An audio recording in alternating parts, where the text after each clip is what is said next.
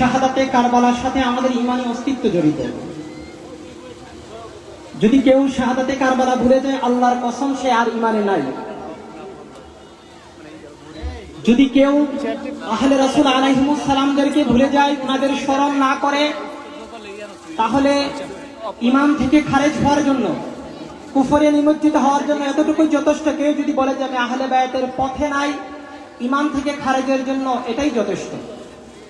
প্রাণাদিক প্রিয় নবী বলেন যে হুসাইনুন মিন্নি ওয়া আনা মিন হুসাইন, যে ইমামে আকবর হুসাইন আলাইহিস সালাম আমি আল্লাহ রাসূলের নিকট হতে, এবং আমি আল্লাহর প্রিয়তম রাসূল ইমামে আকবর হুসাইন আলাইহিস সালাম থেকে।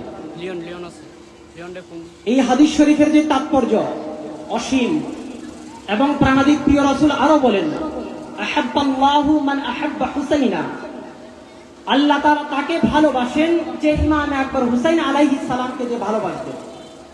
চিন্তা করেন যে আল্লাহ তাআলার ভালোবাসা চাই না আল্লাহর সৃষ্টিতে এমন কেউ নাই, বরং আমরা উল্টাটা সৃষ্টি হিসেবে আল্লাহ তাআলাকে ভালোবাসতে চাই। আর আল্লাহর প্রিয়তম রাসূল বলেন যে আমার ইমামে আকবর হুসাইন আলাইহিস সালামকে যে ভালোবাসবে, খুদ আল্লাহ তাআলা তাকে ভালোবাসবে। তার মানে আল্লাহ ও তার রাসূলকে পাওয়ার সেন্টার হচ্ছে কি? আহলে রাসূল আলাইহিস সালাম। একটা বিষয় খেয়াল করেন, এই হাদিস শরীফ থেকে এটাই প্রমাণিত হয় যে আহলে রাসূল তথা ইমামে আকবর হুসাইন আলাইহিস সালাম প্রাণাদিক প্রিয় নবীর নূর থেকে জিনার প্রকাশ। প্রাণাদিক প্রিয় নবীর নূর, এবং প্রাণাদিক প্রিয় নবীর নূর থেকেই ইমামে আকবর হুসাইন আলাইহিস সালামের প্রকাশ। এবং এই হাদিস শরীফ আরেকটা বিষয় প্রমাণ করে যে সত্য এবং মানবতার ধারা এবং ঈমান ইসলাম কলেমা দ্বীনের যে পূর্ণাঙ্গ ধারা, আবার সেটা প্রকাশিত হবে ইমামে আকবর হুসাইন আলাইহিস সালাম থেকে, যার প্রমাণ হচ্ছে শাহাদাতে কারবালা। বর্তমান সময়ে বুঝবেন, একই তো আমরা স্পষ্ট বলছি, শুনে রাখো তোমরা সবাইকে, আমরা বাতিল শিয়াবাদকে, যারা খুলাফায়ে রাশিদিন রাদিয়াল্লাহু তাআলা আনহুম থেকে শুরু করে, আমাদের আম্মা জান আয়েশা সিদ্দিকা রাদিয়াল্লাহু তাআলা আনহা থেকে শুরু করে, উনাদের শানে যারা বেয়াদবি করে, আমরা আমাদের সুন্নি আন্দোলনের ইমাম হায়াতের সৈয়দ সাইফুর রহমান নিজামী সাহেব কেবলা, উনাদের স্পষ্ট আকীদা, আমরা শিয়াবাদকে আমরা অমুসলিম মনে করি। আমরা যেমন শিয়াবাদকে অমুসলিম মনে করি, আবার ইসলামের ছদ্মবেশী আহলে রাসূলের শত্রু দুশমন সেই বাতিল খারিজিদেরকে আমরা ঈমান পরিপন্থী, আমরা তাদেরকে বাতিল মনে করি। তাই আমরা এই শাহাদাতে কারবালার মাসে আমরা দুইটা বিষয় দেখি। একটা হচ্ছে যে একটা শ্রেণী কি করে, যে শাহাদাতে কারবালার মাসে তারা আনন্দ উৎসব করে। আল্লাহর কসম, কারবালার মাসে যারা আনন্দিত হয় তারা নাসিবি, তারা খারেজি। আর আহলে বায়াতের আরেকটা বিষয়, সেটা অবিচ্ছেদ্য। এই 10ই মুহররম শাহাদাতে কারবালা এটা শিয়াদের কোনো নিছক আনুষ্ঠানিকতা নয়, এটা আমাদের আহলে রাসূল আলাইহিস সালামের প্রেমের ধারায় আহলে সুন্নাতের মৌলিক বিষয়। কিন্তু দেখেন যে আশুরার নামে যেটাকে এজিদবাদ মুয়াবিয়াবাদ যারা যেটাকে কায়েম রেখেছে, কিন্তু আল্লামা ইমাম হায়াত আলাইহির রহমান ইমানি জাতীয় শহীদ দিবস হিসেবে আমাদের সামনে তুলে ধরেছেন। চিন্তা করেন, আমাদের মুসলিম মিল্লাতকে মূলত আমাদেরকে কি করা হয়েছে জানেন?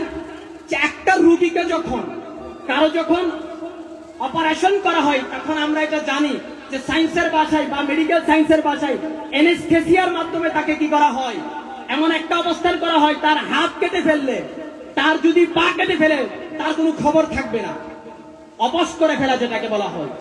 আমাদের মুসলিম মিল্লাতকে চিন্তা করেন, ইমামে আকবর হুসাইন আলাইহিস সালামের শাহাদাত, এই শাহাদাতের পরে দেখেন 61 হিজরিতে সেই শাহাদাতে কারবালা সংগঠিত হয়েছে।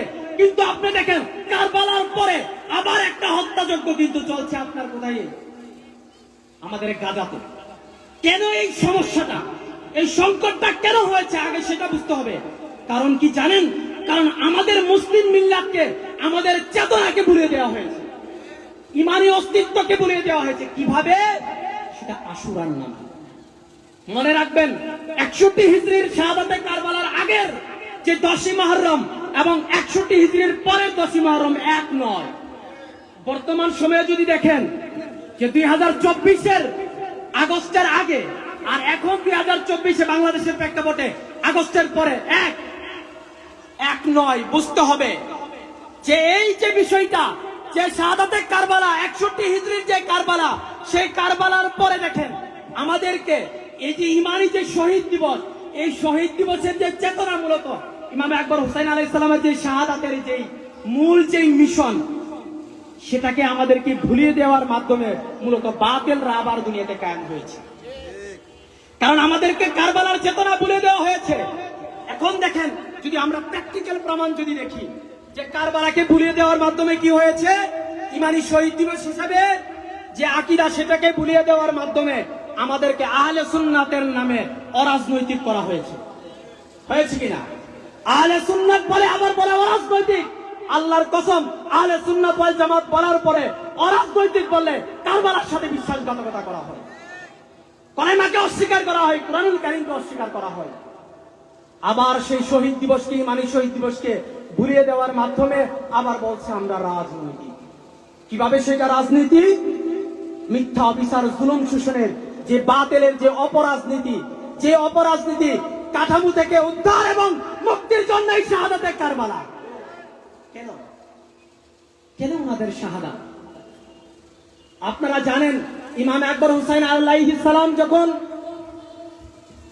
সে কারবালার প্রান্তরে উপস্থিত হওয়ার পূর্বে মুসলিম বিন আকিল রাদিয়াল্লাহু তাআলা আনহুকে পাঠিয়েছেন, ওনাদেরকে নির্মমভাবে হত্যা করা হয়েছে। কবির ভাষায় উল্লেখ করেন এইভাবে যে ফাইন কুনতি লা তাদরিনা মাল মাউত, যে তোমার যদি মৃত্যু কি সেটা যদি তোমার অজানা হয়, তাহলে তুমি এক কাজ করো, ফানজুর ইলা হানি ফিস সুকি ওয়া ইবনে আকিল, তাহলে তুমি ওই বাজারের দিকে, মেষ বাজারের দিকে ইবনে আকিল, হানি, উনাদের লাশ মুবারকের দিকে তাকাও। ইউজাররানে বি আরজিলহিমা ফিস সুক, উনাদেরকে হত্যা করার পরে উনাদের লাশ মুবারকগুলা উনাদের পায়ে টেনে হিচড়ে কি করা হয়েছে, তারা যেরকম ভাবে গরুর বাজারে যেমন গরুকে টেনে হিচড়ে নেওয়া হয়, ওই রকম ভাবে ওনাদের লাশগুলিকে ঝুলিয়ে রাখা হয়েছিল। কিন্তু বলেন তো, এমন মৃত্যু ইমাম আকবর হুসাইন আলাইহিস সালাম তো এভাবে শাহাদাত করলেন, কেন উনি শাহাদাত কবুল করলেন? আল্লাহ রাসূলকে পাওয়ার জন্য, জান্নাতে যাওয়ার জন্য? আল্লাহ রাসূল তো আগেই ঘোষণা করেছেন ওনারা জান্নাতের মালিক। কেন তাহলে ওই দিন কারবালাতে ওনাকে দুইটা ওনাকে অপশন দেওয়া হয়েছিল। এজিদ যখন, মূলত এজিদ নয়, এজিদের বাপ মুয়াবিয়া কি করেছিলেন, সেই মুলুকিয়াতের রাষ্ট্র বিশ্ব ব্যবস্থা কায়েম করেছিলেন। তার এই ধারাবাহিকতায় যখন এজিদকে, যখন তার বাবা মুয়াবিয়াই কি করেছে, স্থলাভিষিক্ত অর্থাৎ জোরপূর্বক ভাবে, যেটা ইমাম সুয়ুতী রাহমাতুল্লাহ তারিখুল খুলাফার মধ্যে স্পষ্ট উল্লেখ করেন, ওয়া আকরাহুন নাস আলা যালিক, সবাই অস্বীকার করেছে এজিদের পক্ষে বায়াত নেওয়ার জন্য।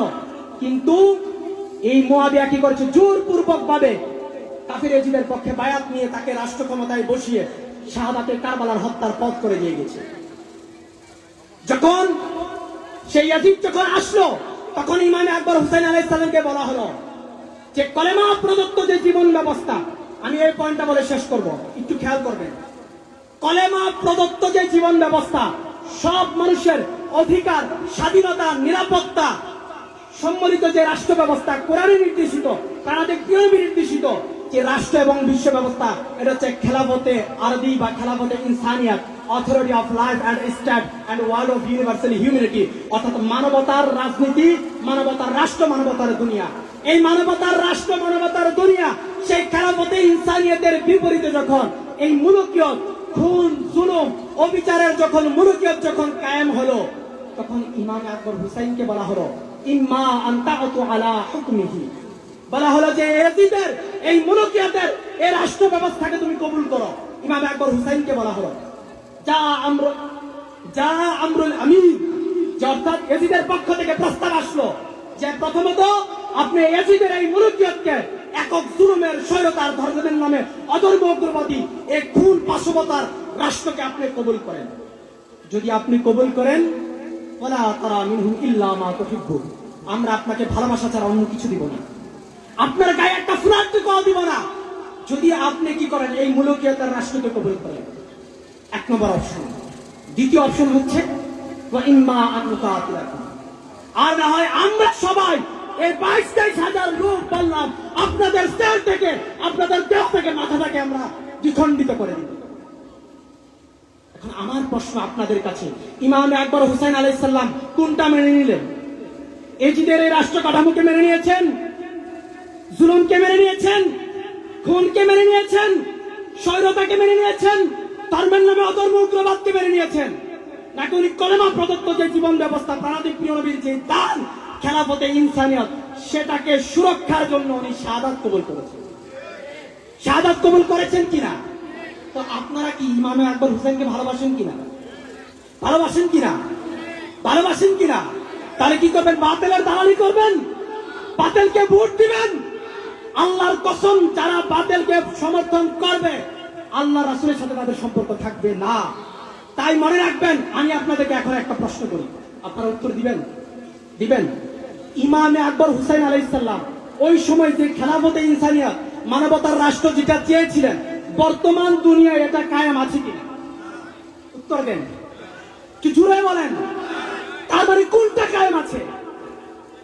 2 দুগুণে যদি 4 হয়, আর যদি 2 দুগুণে 4 না হয়, তাহলে কোনটা হবে? অবশ্যই 2 দুগুণে 4-এর বিপরীতটা, তার মানে মিথ্যা। তার মানে ইমাম আকবর হুসাইন আলাইহিস সালাম যে রাষ্ট্র চেয়েছিলেন, প্রিয় নবী প্রদত্ত যে জীবন ব্যবস্থা, খেলাফতে ইনসানিয়ত, যদি সেটা কায়েম না থাকে, তাহলে কোনটা কায়েম আছে? এটার বিপরীতেরটা কায়েম আছে। আর এটার বিপরীত জীবন ব্যবস্থাকে কায়েম যেটা আছে, এটাকে যদি আমরা সমর্থন করি, আমরা কি ইমাম আকবর হুসাইনের সাথে, আমরা ওনার শাহাদাতের সাথে কি প্রতারণা হবে কিনা? আমি আপনাদেরকে আরেকটা কথা বলছি, 5 আগস্টের আগে স্বৈরাচার ছিল, স্বৈরাচারের বিরুদ্ধে আমাদেরও সংগ্রাম ছিল। কিন্তু আরেকটা কথা বলছি, 5 আগস্টের পরে আমাদের বাংলাদেশে ইমামে আকবর হুসাইন আলাইহিস সালামকে 61 হিজরিতে যেই দলটা, কাফের এজিদের দলটা হত্যা করেছিল, 5 আগস্টের পরে বাংলাদেশে তাদের উত্থান ঘটেছে। ঘটেছে কিনা? মাজারে হামলা হয়েছে কিনা? ওই সেই কাফের এজিদের ধারাটাই বর্তমানে বাংলাদেশে উত্থান ঘটেছে।